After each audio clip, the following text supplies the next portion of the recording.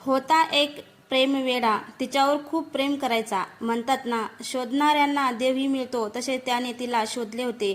3 वर्षाच्या प्रयत्नानंतर त्याने तिला मिळवलं होतं. दोघेही एकमेकांवर जीवापाड प्रेम करायचे. तिचं जरा जास्तच होतं, पण काय करणार, दोघांचीही भेट होणं शक्य नव्हते, कारण ती गावी आणि हा कायमचा मुंबईला.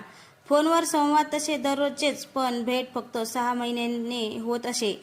पण एक दिवस पूर्ण नूरचं पलटतो. त्याला अचानक रक्ताच्या उलट्या होतात. त्याला डॉक्टरकडून समजतं की त्याला कर्करोग झाला आहे आणि माझ्या हातात फक्त 6 महिने उरले आहेत. तो तिला त्याचा रोग समजू देत नाही, कारण 6 महिन्याची तिचा वाढदिवस असतो आणि तिच्या वाढदिवशी त्याला तिला पाहायचे असते.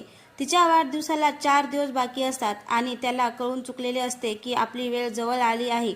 तो मनात विचार करतो की तिच्या वाढदिवशी आपण तिला शेवटचं पाहायचं आणि मगच आपण आपले प्राण सोडायचे.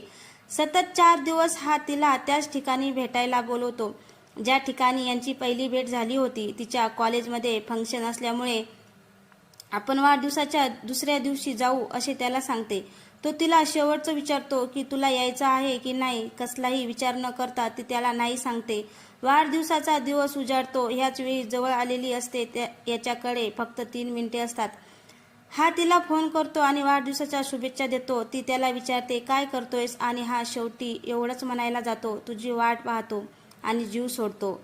त्याचे वाक्य पूर्ण झाले नव्हते जेव्हा तिला कळलं की तो आता या जगात नाही राहिला. त्या दिवसापासून ज्या ठिकाणी त्याने तिला भेटण्यासाठी बोलवलं असतं, त्याच ठिकाणी ही प्रेमवेळी आपल्या वाढदिवशी फूल घेऊन त्याची वाट पाहत असते, फक्त याच आशेने की तो कोणाच्या तरी रूपात येईल आणि तिला मिठीत घेईल. पण म्हणतात ना, डोंगराआड गेलेला सूर्य परत दिसू शकतो, पण माथ्याआड गेलेला जिवलग परत कधीच दिसत